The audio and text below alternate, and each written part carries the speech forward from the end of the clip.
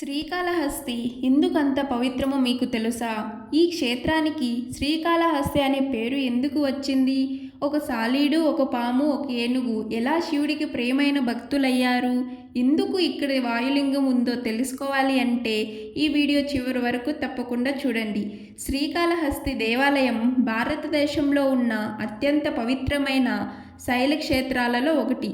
ఇది ఆంధ్రప్రదేశ్ రాష్ట్రంలోని చిత్తూరు జిల్లాలో స్వర్ణముఖి నది ఒడ్డున వెలిసి ఉంది.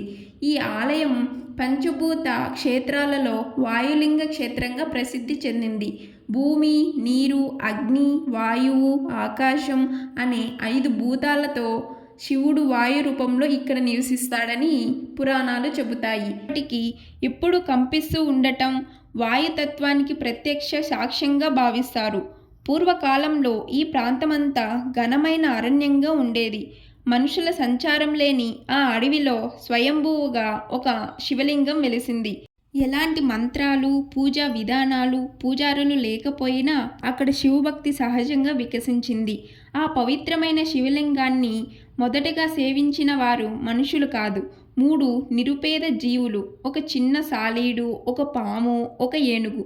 వీరి భక్తి త్యాగం దర్శనమే ఈ క్షేత్రానికి శ్రీకాళహస్తి అనే పేరు ఇచ్చింది. ఆ అడవిలో నివసించే ఒక సాలీడు శివలింగాన్ని చూసి అపారమైన భక్తితో కరిగిపోయింది. శివలింగం మీద దుమ్ము పడకూడదని, ఎండ వానల నుంచి కాపాడాలని భావించి తన శరీరం నుంచి జాలాన్ని అల్లుతూ లింగాన్ని పూర్తిగా కప్పేది. అది ఆకలితో ఉన్నా, శరీరం గాయపడినా, తన ప్రాణాలకు ప్రమాదం ఉందని తెలిసినా శివసేవను మాత్రం ఎప్పుడూ ఆపలేదు. తన చిన్న జీవితాన్ని శివుడి కోసం అర్పించడమే దాని ధ్యేయంగా మారింది. ఇది త్యాగభక్తికి అపార కాష్టిగా నిలిచింది. అదే అడవిలో మరో శివభక్తుడు కూడా ఉండేవాడు. అది ఒక పాము. పాము తనకు లభించిన రత్నాలు, విలువైన రాళ్ళు శివలింగం చుట్టూ పెట్టి అలంకరించేది. నా దగ్గర ఉన్నదంతా శివుడికే చెందాలి అనే భావనతో అది ప్రతిరోజు తన సేవను కొనసాగించేది. పాము చేసే అలంకారం ఆడంబరంగా కాదు, తనకు తెలిసిన భక్తి విధానం మాత్రమే. శివుడిని సంతోషపెట్టాలనే ఆలోచన తప్ప దాని మనసులో మరొకటి లేదు. 3వ శివభక్తుడు ఒక మహా ఏనుగు. అది ప్రతిరోజు స్వర్ణముఖి నదిలో స్నానం చేసి శుద్ధిగా ఉన్న నీటిని తొండంతో తీసుకొని వచ్చి శివలింగానికి అభిషేకం చేసేది. ఆ తర్వాత అడవిలో పూసిన తాజా పూలను ఆ శివలింగానికి అర్పించేది. శివలింగం ఎప్పుడు పరిశుభ్రంగా ఉండాలన్న భావనతో అది ఈ సేవను నిబద్ధతో చేసేది. ఇది శుద్ధి భక్తికి ప్రతీకగా మారింది. కాలక్రమేణా ఈ 3 భక్తుల మధ్య తెలియని సంఘర్షణ మొదలైంది. ఏనుగు నీటితో అభిషేకం చేయగానే సాలీడు చేసిన జాలం పూర్తిగా నాశనమయ్యేది. దీన్ని చూసిన సాలీడు ఎవరో నా శ్రమను అవమానిస్తున్నారు అని బాధపడింది. పాము పెట్టిన రత్నాలు నీటితో తడిచి చెల్లా చెదరయ్యేవి. దాంతో పాము కూడా ఎవరో నా భక్తిని పాడు చేస్తున్నారు అని అనుకునింది.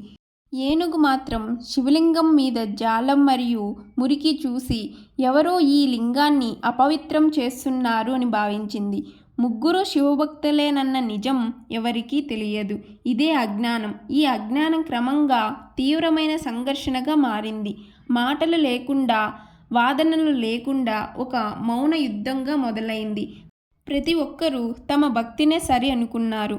చివరికి ఒకరోజు పాము ఏనుగును కాటేసింది. తీవ్ర వేదనతో ఏనుగు శివలింగం మీదనే కూలిపోయింది. ఆ బరువుకు పాము నలిగి ప్రాణాలు విడిచింది.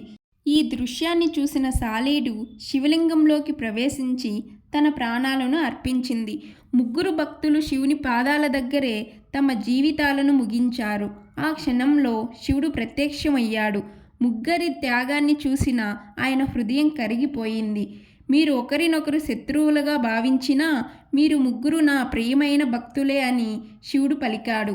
వారి భక్తికి ఫలితంగా వారికి ఉత్తమ పునర్జన్మను ప్రసాదించి చివరికి మోక్షాన్ని అనుగ్రహించాడు.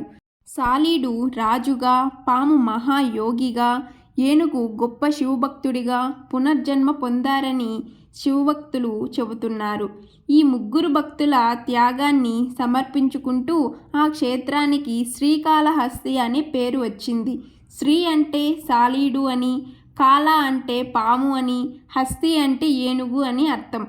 ఈ కథ మనకు చెప్పేది ఏమిటంటే భక్తి రూపం కాదు, భావమని అర్థం. భక్తిలో అజ్ఞానం కలిస్తే సంఘర్షణ పుడుతుంది, కానీ త్యాగంతో కూడిన భక్తి ఎప్పుడు శివుడికి కృపను పొందుతుంది. అందుకే శ్రీకాళహస్తి దేవాలయం నేటికి కోట్లాది భక్తులకు నమ్మకానికి, మోక్షానికి ప్రతీకగా నిలిచింది. మీరు శివభక్తులైతే ఓం నమః శివాయ అని కామెంట్ చేసి మన ఛానల్ని ఇప్పుడే సబ్స్క్రైబ్ చేసుకోండి.